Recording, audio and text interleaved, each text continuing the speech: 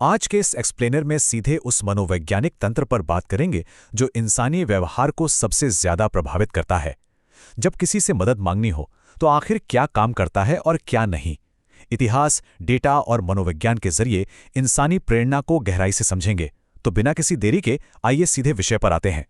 महान दार्शनिक Arthur Schopenhauer का यह कथन एक कड़वी सच्चाई सामने रखता है। दुनिया में इंसान मूल रूप से आत्मकेंद्रित होते हैं।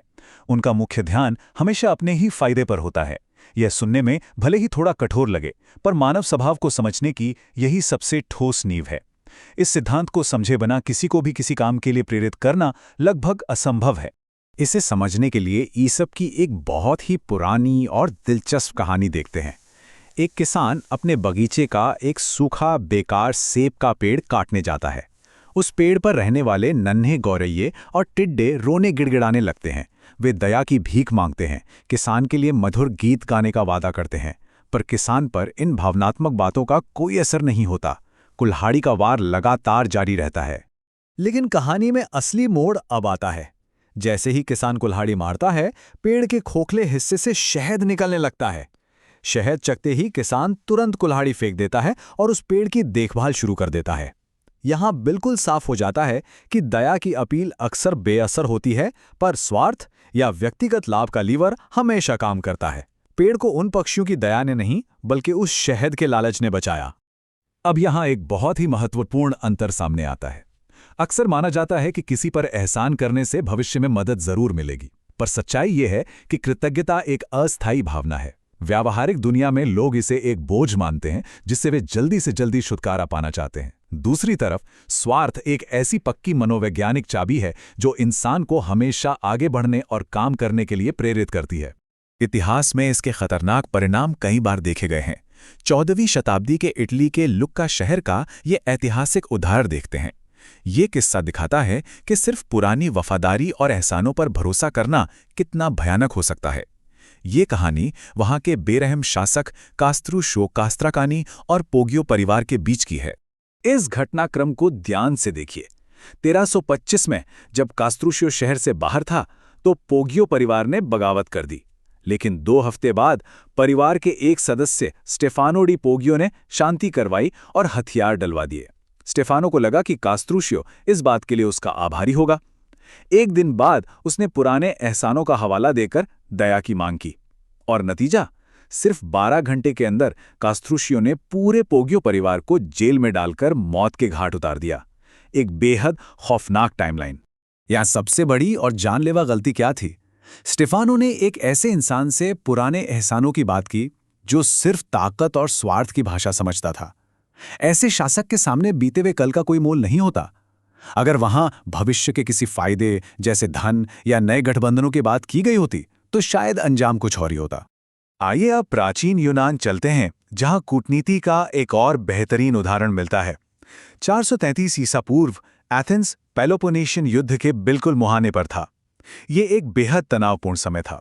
अस्तित्व बचाने के लिए तुरंत एक मजबूत सहयोगी की जरूरत थी। ऐसे नाजुक वक्त में 2 अलग-अलग राज्य कोरिन्थ और कोर्सिरा एथेंस से मदद मांगने आए। दोनों राज्यों के प्रस्ताव बिल्कुल अलग थे और एक दूसरे के विपरीत थे। कोरिन्थ ने पूरी तरह भावनाओं और बीते कल पर जोर दिया, पुराने एहसान याद दिलाए, अपराध बोध जगाया और कृतज्ञता की गुहार लगाई।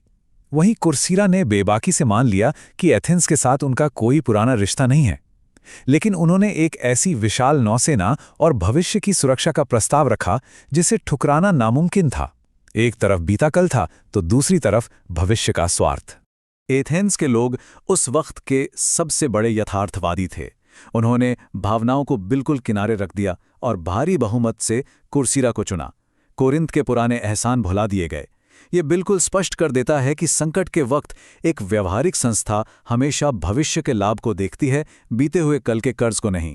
एथेंस के एक प्रतिनिधि का ये कथन इस पूरी स्थिति को बखूबी बयान करता है। असल में जब अपनी ताकत और रुतबा बढ़ाने का मौका मिलता है तो सही या गलत के नैतिक विचार ज्यादा मायने नहीं रखते।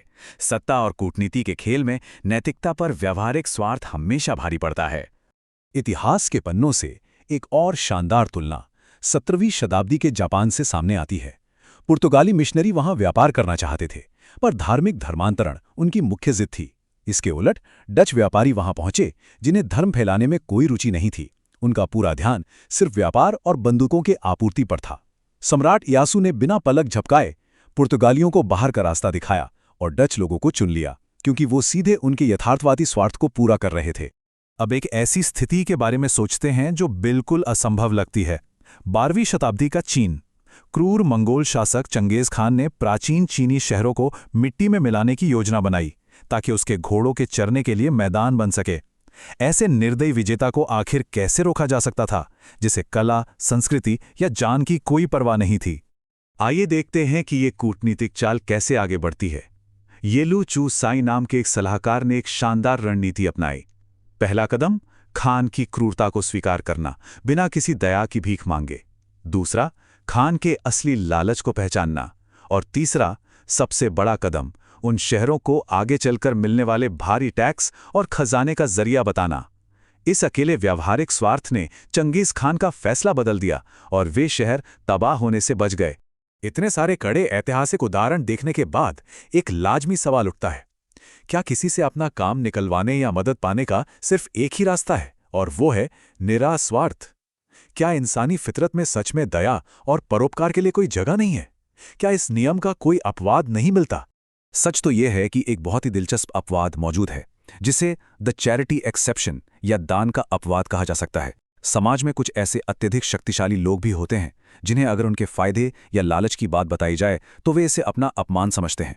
ऐसे लोग खुद को बहुत महान, न्यायप्रिय और दयालु दिखाना पसंद करते हैं।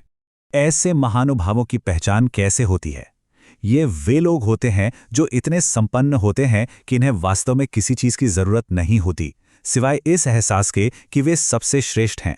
वे सार्वजनिक रूप से भलाई के काम करना चाहते हैं ताकि दुनिया उनकी महानता देखे। अगर ऐसे लोगों के सामने किसी व्यापारिक फायदे की बात की जाए तो बात बिगड़ जाएगी। इन्हें सिर्फ अपनी दयालुता दिखाने का एक मंच चाहिए होता है। और यही बात इस एक्सप्लेनर को एक बहुत ही गहरे और विचारणीय सवाल पर लाके खड़ा करती है।